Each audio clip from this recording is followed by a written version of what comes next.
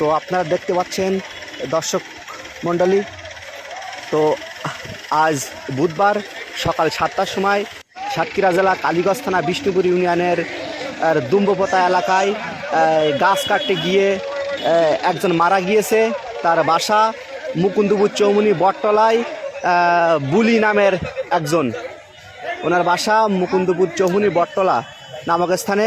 ইনিও ছিলেন, দেখেন খুব অসুস্থ, গাছ থেকে পড়ে উনি মারা গিয়েছেন। ইন্না নিল্লাহে ওয়া ইন্না ইলাহে রাজিউন। দেখুন কি অবস্থা, এই ওনার মরদেহ এখানে শোয়ানো আছে।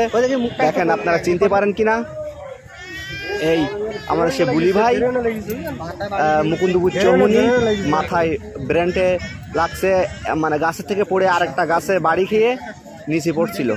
দেখুন কি অবস্থা, করুণ অবস্থা, এলাকায় শোকের ছায়া নেমে এসেছে। তো আজ বুধবার সকাল 7টার সময় গাছে উঠছিল, গাছ কাটার জন্য আসছিল। উনি এই এলাকায় গাছ টাছ কিনে ব্যবসা করে আর কি, আর কাজও করে। একজন ওনার সাথে ছিল, খুব কান্নাকাটি করছে।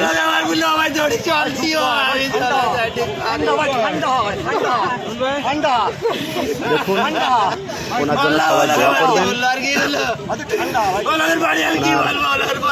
ছেলে মেয়েদের জন্য দোয়া করবেন,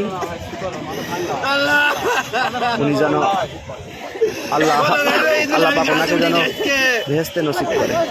আমি তোরে যাতে যাই বলিস না, তোর আমার মেয়েটা মেরে ফেলবি তো তুই।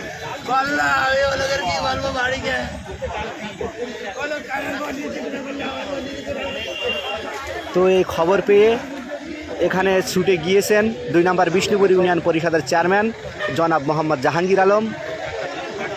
তো ওনার ইউনিয়নের মানুষ, দেখুন বন্ধুরা কি অবস্থা, এই গাছ থেকে পড়ে গিয়েছে।